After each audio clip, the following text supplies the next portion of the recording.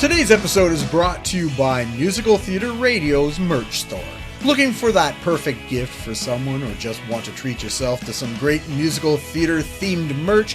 Head to musicaltheatreradio.com and click on the All Things Theatre button on the homepage and check out all the different designs available. And now, today's interview. Welcome back to another episode of Be Our Guest here on Musical Theatre Radio. I am your host, as always, Jean-Paul Yovanov. Today's another Discover a New Musical edition, where you, the listener, and me, the host, get to learn about a new show together. Today's discovery, A Stan is Born. Born in New York City as a closeted kid, Alexis is forced to follow his family to rural Germany. Diva down. Discovering women online is his only salvation. Selene, Whitney, Mariah, Beyonce, Aretha, you name them, he got them. They are his mothers. They teach Alexis everything he knows and he becomes an expert on them, setting him on the path to finding his own inner diva. Today, to tell us a little bit about the show and the upcoming production at Riverside Studios in the UK that runs from May 10th to the 29th, is the writer-performer of the show, Alexis Sakellaris, as well as director Madison Cole. Hello to the two of you and welcome. Hi. Hello. Wow, that was spectacular. That was a wonderful Thank film. you. Thank you. All right. It's great to have you on the show. But before we get to talking about the show itself, we got to get to know you better, because to know the show is to know the people behind it. So, Alexis, we're going to start with you. I always ask for a 30-second bio. So who is Alexis in 30 seconds? Ooh, 30 seconds. Okay, so I was born in New York, but I moved to Germany when I was 8. My mom's Italian, my dad is Greek and Austrian. I grew up with 3 passports. We moved around a lot. So I don't really know where I'm from. I just know hopefully where I'm going. But yeah, I'm really passionate about all things musical theater and comedy and the combination of that. I live in London now, and yeah, I'm just really into like new writing and new discoveries and just trying to figure it all out as I go along. Oh God, was that 30 seconds? About that. It was 26, but you know what? That's okay. We're okay with that. Hey, you came in under time. Good work. And Madison, who are you in 30 seconds?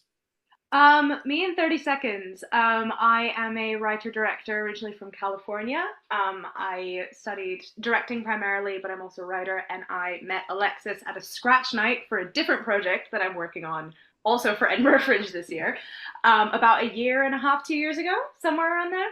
And we really hit it off and started working together, and somehow we're still here. So yeah, I'm really passionate about new writing as well, telling queer stories of people who are less represented in the mainstream, and just sort of, yeah, hopefully telling stories that impact people in some positive way. Very nice. I'm always curious now, Alexis, you said that you love musical theater, but were you always into musical theater growing up, or is that something you discovered a little bit later? Yeah, well, actually, I'm coming at it from musical theater. So my background, I started singing when I was 5 years old. That's when I started lessons. I'd say I'm a singer first and kind of a comedian second. But I did my bachelor's and master's degrees in musical theater, first in Vienna and then in London. And then it was really just getting to London as an adult when I discovered true like fringe theater and comedy, because that wasn't really a world that was ever exposed to me before, especially because I was growing up in rural Germany. Like there really wasn't a lot there. I had to make do with whatever church musicals was getting thrown at us. But yeah, so now I'm kind of discovering this whole world of fringe and new writing. And I don't think that's really common. Like there aren't a lot of musical theater performers who then pivot to comedy or stand-up or fringe theater in that sense. And I also am really drawn to like musical comedy where the music is good, because often like the butt of the joke is, oh, look how badly I'm singing, or you know, it's all about the lyrics and not really about the voice or the music. So I kind of want to bring in musical theater vocals and combine that with comedy and new writing. Madison, are you a lifelong musical theater person, or I a little bit later? am actually. My dad and stepmother are both musicians, and my mom used to be an actress. So I was raised in a household that was very musical. I have vivid memories of when I was, I think, 9 or 10, my dad sitting me down to watch the original West Side Story movie and being like, Oh. "You need to understand." And I'm like, "Okay." And I've sort of been obsessed with it ever since. Mhm. The first show I directed was a musical. I directed American Idiot when I was in college. And sort of since Love that show. then, it's a great show. Mm. Since then, and especially since graduating, the opportunity to direct musicals is not as available because there's so much more budget and technical things that are involved on the fringe scale. It's very hard to do a musical. So getting to work with Alexis of this one-man music machine in sort of bridging my love for musicals with the sort of fringe scale that we're working on and have the budget for now is really, really wonderful. Very cool. Well, now that we get to learn about you, let's learn about the show itself. So I gave a brief synopsis of it, but I'd love to hear a little bit more in depth about the shows, what it's about, and what was the impetus for writing it in the first place? Yeah, well, so this is interesting. I feel like there's many different influences that came about when making this show. The kind of most straightforward answer is that I just had to fill 30 minutes of stage time for my master's thesis, because here in the UK they often have like devised work, or like they encourage people to write in musical theater courses, which, oh, sorry, my Oh, Bluetooth headphones just connected. can you still I hear can us? still hear you. Oh, Okay, yeah. great. You're all good still. Live theater, baby. Exactly. But yeah, so it was in London for the first time where we really got encouraged to write and devise our own work. And the module was just 30 minutes of stage time, no limits, do whatever you want, and then write a thesis about that. So I had no clue what to do. I was like so overwhelmed by that task. But it coincided, thankfully, with this part-time job that I had at Soho Theatre in London, which is like the center of fringe theater and comedy and stand-up. And being there, like I worked front of house as an usher, and I was just absorbing as many shows as I could. And Fleabag started there, and like a lot of other shows that then made it big. And it was this whole new world that I was exposed to, and it really drew me because it was so free. So musical theater, my experience as like a queer, like politically minded person in musical theater, I often found it very restrictive, and you often have to like kind of code switch or play towards more conservative audiences or conservative shows. Like musical theater industry is like full of revivals and stuff like that, and kind of problematic things as well. But fringe theater was the opposite. I mean, you could see the worst thing ever, you could see the best thing ever, but the point is that it's like really free. So I drew inspiration from that. And then I just kind of sat down at the piano and started improvising, and 4 songs just kind of cascaded out of me, even though I'd never really written songs before in a serious way. But I think it was the pressure to just do my master's thesis that kind of kicked me in the ass, and I made this first 30-minute version of A Stan is Born. And I knew that I wanted to make it about my life, like an autobiographical piece, just because that was also the easiest way to do it. Like these fringe shows, a lot of fringe shows are autobiographical. Like we have, yeah, Phoebe Waller-Bridge, I think, to thank for that. And divas, pop divas, R&B divas have just played such a big role in my life. Like ever since I discovered how to use the internet, I've just like been obsessed with them, and these like powerful kind of goddess like women with these incredible voices. Like I'm so drawn to vocalists. And it was a big contrast to how I grew up, which was with classical singing. So I always had like opera singers as teachers, and learned kind of the classical technique of musical theater. But then in my personal time, I would listen to, Celine, Mariah, Whitney, Beyonce, Gaga, Aretha, Donna Summer. Like that music really shaped me, and it also shaped my voice. So I'd say when I'm writing songs, it's just this like really great sweet spot of musical theater and comedy, but then also like riffing and over the top kind of diva vocals. And yeah, another influence I think that came about. So I wrote this 30-minute version, and then I kind of parked it because in the week of my graduation from drama school here in London, I was working at Soho Theatre in the office, and I was just singing like to myself. And this comedian called Matt Rogers, who I think is pretty well known like in the New York scene, he was doing a week's worth of shows in London, and he just heard me singing in the office, and he came up and was like, "Oh my God, who's singing?" And I was like, "Oh, it's me." And he was like, "Wow, you have such a nice voice." And I was like, "Oh, thank you. You should put me in your show. Ha ha ha." And he was like, "Okay." And I was like, "Wait, what?" He was like, "Yeah, I have this duet that I'm not able to do. You should totally join me." And I was like, "Oh my God, this is like a queer musical comedian inviting me to join him on his show." So I was floored. I learned the song overnight, of course, that theater kid snuck in. And then I joined him for a full week of shows at Soho Theatre. And then after that, and this was the week of my graduation, like my first proper gig with a musical comedian. And then after that week, he was like, "Oh, I wish I could take you on tour with me to the US." And I was like, "I have an American passport." And so we did a whole month worth of shows in the US, like a full US tour. So this was the end of 2023. And that was just a crash course in like a musical comedian putting on their own show that they've written front to back. And I got back beginning of 2024, and I was like, right, I need to do, like, this is what I'm meant to do.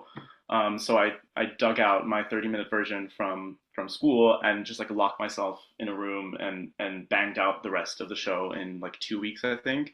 And that resulted in like an 80-minute version, which is a bit of a challenge to then cut down for the next performances, but then we landed on a solid like 60 minutes. Oh yeah, and another thing about me is that I'm just so impatient. So like I didn't go at it at all in like the kind of typical way of, you know, doing gigs and building a network and then kind of trying to go viral, getting agents, getting producers, and then like playing the long game in terms of when to do Fringe. I was literally like, now or never. Like, we're doing this now. I cannot wait. So I just applied to Fringe, and thankfully I got in on my first try, which was, I still can't believe that actually happened. And then, yeah, we did a show at Soho Theatre as well, which sold out. And then we did Fringe for a full month, and then a bunch of other London runs in 2024 and now yeah, going international. And now we're ready to pick it back up again. Yeah. Sorry, that was so long-winded, but that's kind of how it all came to be. It answered the question, and that was the important part, whether it's long or short. Madison, I'd love to know how you got involved with it. And you mentioned how you met, but I'd love how you got involved with the show. Yeah, so as I sort of mentioned, Alexis and I met at a scratch night for a different project that I'm also still working on that's also going to Edinburgh Fringe this year. But we sort of just became friends through chatting about our mutual love of theater and like the projects we were working on. And Alexis was sort of starting to develop this for Fringe last year. And I was like, hey, do you need help? And originally I came on as an assistant director. And over the course of the sort of build up to Fringe, we were struggling with the script. We were hitting some difficulties. And so I sort of took a bigger role and became co-director and am now sole director of the project, which is just sort of a thing that happened sort of naturally. We had so much in common, and we had a very clear shared vision of what this looked like. So yeah, we've sort of grown together. Alexis has become one of my closest friends in this country. I met you like 2 or 3 months after moving here. That's so insane. Also crazy. That is so crazy. But yeah, so that's sort of how I became involved and have continued to try and support to the best of my ability, as especially these last few weeks as we've been making some pretty significant changes to the script in response to, you know, feedback from audiences and this, that, and the other to try and uplift it even more than it already is. So yeah, that's been really fun. Yeah, I think it was literally just an Instagram story when you were like, I posted like, oh, I'm doing the first like kind of full length version of the show, and Maddie was like, do you need any help? Like, I need a project. And I was like, yeah, come on board, please. And not to like dive too deeply into it, but I was working with another director who was not queer, a different generation than us, and just didn't really get the story as deeply. I mean, she did what she could, but it was just not moving in the direction that I envisioned. And then I'm just so glad that I have Maddie on the team, you know, basically from the start to then lean on and kind of take over the project gradually. Yeah. Also, when we met, we realized we had so many mutuals from the States. We were I went to add Alexis on Instagram at this scratch night where you met. And I was like, how do you know Simon? How do you know this person? Wait, what the hell? And so our like networks from back in the States weirdly overlapped to a hilarious degree. Like people I went to university with that Alexis knew from like doing theater with in childhood. Like so it's like this was meant to be. It's because like you think the theater world is small like in your country, but it's actually small internationally. Because I went to Stage Door Manor. I don't know if you've heard of that theater camp. It's what the movie Theater Camp was based on. Okay. It came out like I think in late 2023. Yeah. Stage Door Manor. It's like this like kind of infamous theater camp where a lot of like Broadway performers went and stuff. Like Leah Michele went there and stuff. It's kind of this quintessential theater kid place, and I spent 5 summers there, and so through that I know a lot of like people now working in the States, and a lot of mutuals with Matt. Random people that I ended up at university with, and like so Alexis is bringing the show to New York in the end of June. In June. And June Alexis 7th. was like, how are we gonna get people to come? No one knows. We're like, dude, I know half of New York City. Like you're gonna be fine. So let's pray. Yeah, I'm really excited for people back home to see the work that we've been building together. You're 100% true about the theater world being giant, but so small. Because I've talked to people all over the world, and they, for whatever reason, they know each other across the pond or just across the globe. Oh. Like, okay, cool. It's incredible how it is. You talked about that you're working on little, working on it, changing and stuff. I'd love to hear the evolution of when you started and how it has changed from when you started writing. You said it was a 30-minute show to 90 to 80 to 60, and what you've realized and you've changed through the evolution of it. Yeah, well, so there are many core things that are still the same. So the show, in essence, is an homage to women, to like the divas that inspired me, but also the women in my life. So like my female friends, my mom, my sister, my godmother, like the women who shaped me, who I literally know and who I feel as though I know. So like standing is still the core of the show, but it started out kind of as just me bearing my soul, like just kind of like telling a story. And I think now it's very much like there's more characterizations. Like one of the big elements that we're changing is diva impersonations. Like we got the feedback from audiences like, oh, we wanted, like you're talking about divas and it's about your life and stuff, of course, but we want actual diva moments. So the divas kind of making an appearance and, taking over and kind of shaping my story, and not me just saying, oh, and then I became obsessed with Celine. Like we want to actually see Celine. So I was like, you know what? I have this hair. Like, we're gonna give you Celine. Is Celine Dion the fairy godmother in this new version? Mayhaps. Like, I just had this vision of, also one of my dreams for the project is to make it into an animated series about like a queer kid moving from New York City to rural Germany, kind of like my story, and then having like fairy godmothers come to him and help him through daily life. So like a Fairly Odd Parents meets the Powerpuff Girls meets Winx or something like that. So that's an element that I want to bring in. It's also kind of nerve-wracking because the version of the show that we had last summer got like 5-star reviews, 4-star reviews. People responded really well to it. And now we're changing some fundamental things, and it's like, well, what if it's worse? Yeah. Like, what if people hate it? So and that's the risk you have to take when you're developing a piece. When it's already been doing well, but you know it can be stronger. But are you going to undercut the things that made it great in trying to evolve it to something greater? You know what I mean? And we can always revert to the old version, but I mean, it's exciting, but it's also just, it feels kind of dumb. Like, why fix something if it ain't broke? You know what I mean? But you also just get bored kind of doing a show that's the same for a long period of time. So many shows just like, have evolutions and change, over time, over years and years. But also the thing that I tend to do is overwrite. So I started with like, I think 12 songs. Well, no, the 30-minute version had 4 songs. Then I locked myself away for 2 weeks and I ended up with 12 songs. Then we cut it down to 10 songs. And that was still a lot. So we had to do a lot of cuts. So like, I didn't want to sacrifice a song originally, any songs. So we just cut the songs down to like the shortest versions possible. So like 1-minute songs, just so that they could fit into this hour. And now we're actually going to take away songs and we're going to build up the core songs that we're keeping. So like 2 to 3 minute songs, but only have 5 or 6 of them rather than 10, like 1.5 minute songs. Kill Your Darlings has been the motto of these recent revisions. And I'm so bad at editing. Like, people talk about writer's block. I think I need that. Like, I think I actually need to be blocked. I need to be inhibited because And that is why I'm here.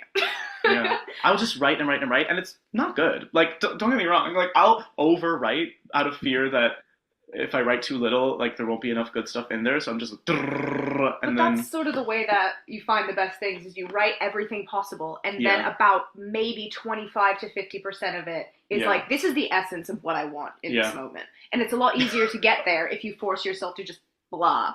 You and know? in my mind, I'm like, but wait, 2 lines? That's like I'll write 2 pages, and then what's left is like 2 lines. And Maddie's like, this is good, and I'm like, wait, 2 lines? That's not good. In my mind, I'm like, the more the better, but actually, it's quality over quantity. Yeah, no, absolutely. Any other elements that we changed that I'm forgetting? We're playing around with obviously the characterization. We're gonna do some more stuff with lights. Apologies to my lighting designer. Costumes. Yeah, we're adding in some more costume elements. Some drag elements. Oh yeah, we're gonna have a lot of fun. More sparkle this time round. Yeah. It's still gonna be very fringe, very like slapdash, but less DIY. It's even more slapdash with a bit of sparkle, I think, should be the tagline. Some version of it. Yeah. But you know, it makes sense when you're writing, and you hear it all the time. You write, really, when you write one musical, you're writing 3.5 because you've written so much stuff. But when you, like you said, you write 2 pages and you only take 2 sentences out of it. But it's like cooking; you're reducing it. You know, you get all this stuff and you reduce it, and you only have a little bit, but that's pure concentrated goodness. So it totally makes sense what you're doing. Madison, I'd love to hear how when you read it the first time, and as you're going through it, what touches you? What did you discover that you went, I get that I understand that? Or how does it reflect on you and the story? Oh, that's a really good question. Oh, it's been so long since I read the first version of it, but I think what struck me the first time I read it through was this incredible ability Alexis has to interweave some Gen Z slang that I never thought would have emotional resonance with a story that really does touch you in a really profound and emotional way. The first when I first read it on the page, I didn't have like tracks for the music or anything, but when I came to my first rehearsal and saw the whole thing in motion, I did almost cry because I had read it. You don't remember this? Oh I was in the corner. I was like running sound cues in the corner, and I was like, how the hell? How is this happening? You were just like doing a mini Beyonce impression, and now I'm in tears. What? How? Maybe we shouldn't make any changes. Oh my god. But this is, I think what really struck me is that like there is such a universality to like the way that Alexis writes for our generation, and being a part of that in a way that both like is relatable and like uses a lot of like the TikTok humor that everyone will recognize, while still having that emotional core that a lot of modern media has a tendency to lack, is I think a really nice balance that Alexis has struck very well, and that I'm happy to be able to support in terms of leaning more into that emotional core. I think there's also something to be said about reading my script without the music. It's hard. Oh my god, that's an acid trip. Like I was so confused when you first said to me. I was like, "What is happening?" Because like I also that's the thing. Like I didn't study writing. Like I came to writing from performance. So I just kind of wrote off the cuff, and I kind of like force things to rhyme or fit together that maybe shouldn't be fitting together, or like that. But it works. More seasoned writers would be like, actually, let's find different ways. So reading it on the page without the music makes absolutely no sense. And then you have like, I have to be at the keyboard, I have to be singing, like for it to. It is a show that like, there are some one-person shows that like Fleabag's now a published play that other people can perform. Exactly. Yeah. This is a show that I think only Alexis can do. Because it takes that special touch that you have when you're on stage, that charisma, that ability to invite the audience in, and which is, I think, part of the reason why it was so well received, is because you're such a strong performer. And yeah, it's just so you. And the TikTok of it all and the Gen Z of it all, that's just my persona. Like I think as a, like I don't understand like the thing of I'm gonna write an autobiographical show and then be like a different person. It's just like I need to bring myself to everything that I do, even if it's roles like method acting and all that stuff, like disappearing behind the role. Like I just don't, that's not my thing. Like, it may, I also don't think it's very healthy. Like, I love bringing pieces of myself to everything that I do. And we are of this generation. Like, we're, living in a world of TikTok and globalization through internet and learning about our experiences internationally. And the thing that connects us, I think, and connects my generation is like this slang and these like stupid, our generation is the most unserious generation. Like the Gen Z humor, the internet humor, it's truly like absurd. It is. It gives me so much joy though. Like I mean, sure, the internet can be toxic and you need to make sure you don't overdo it, but I derive so much joy from just going down brain rot humor rabbit holes. And I love bringing that to my show. Like, and it brings me even more joy to see people not know what the hell I'm talking about. Like, especially like my parents or, my older sibling or whatever. Like, yeah, that just gives me joy. And I love to play off of that. And I think a lot of comedy stems from misunderstanding, but then working with that and then finding common ground once you get past that. I think that happens in my show. Like, there are moments where I'm like, you know about this? Like, oh yeah, of course, Lady Gaga's awards and nominations, and I lift them, and people are like, what? And I'm like, well, this is important because, Mm-hmm. What you said about, a lot of comedy comes from misunderstanding and then the sort of community you find once you get past that. I feel like that's a lot about what the new version of the show is. Because like there's a moment in the original script, and feel free to stop me if you don't want me to speak about this. Go for it. There's a moment in the original script where Alexis describes watching Desperate Housewives with their mother as a kid. And there's a way that we're sort of reworking that in this new version that a lot of people in the original really resonated with that, because that's a very classic queer pastime for people of our generation, is watching Desperate Housewives or similar shows with their parents. Yeah. And we're reworking that in a new way in this version that I think is going to be even more powerful. Should we spoil it? I don't think we should spoil it. I think that people need to come see the show to know what we're talking about. Let me just say, there were moments in my in the older version of the show that I fabricated because it's what I wanted it to be, what I wanted to be true. Like, it's what I wanted a kind of idealized version of connection and stuff like that to be like. And I would have people come up to me and be like, oh my God, this really touched me, like your connection to your mom or blah, blah, blah, blah. And I was like, in my head, I was like, oh, I really, like the core is real, but I really kind of exaggerated those moments to make it more touching than it actually is in real life. And I feel a little bit guilty kind of having people connect to this so much because it reflects their experience when actually mine was a bit different. And so now with this new version, I want to bring more reality to it and more nuance. And we had a couple of conversations when we first started getting back to editing the script about like, what were the things that Alexis wanted to change the most? And that was one of them, is that like the moments that you felt you couldn't connect to as much as people in the audience could. Yeah. And so we're sort of reframing some of those moments to maintain that emotional connection, but in a different way that I think is going to hit just as hard, if not harder, than the original one. And yeah, I'm very excited about it. Well, now the important time. How do people go see the show? The websites, the socials, all that fun stuff. Yes. Okay. Well, so we're kicking. Yeah, let's pull up we made a document with all our tour dates. I can't remember any of them. As if we're on. Like I kind of made a joke about like, oh yeah, we're on some international tour. I think we are. We literally are. That's not a joke. We are. We just don't have a tour bus or anything. So okay, yeah. So performances start at Riverside Studios in London, May 10th to 29th. On Thursdays and Saturdays. Yeah. So it's 2 shows a week for 3 weeks. So 6 shows in May. Then we're doing Brighton Fringe, May 31st and June 1st. Then we're going to Brooklyn Comedy Collective. New York, baby. On June 7th. Really excited about that. And then we're doing the Zurich Comedy Festival in Switzerland on June 28th. Random, I know.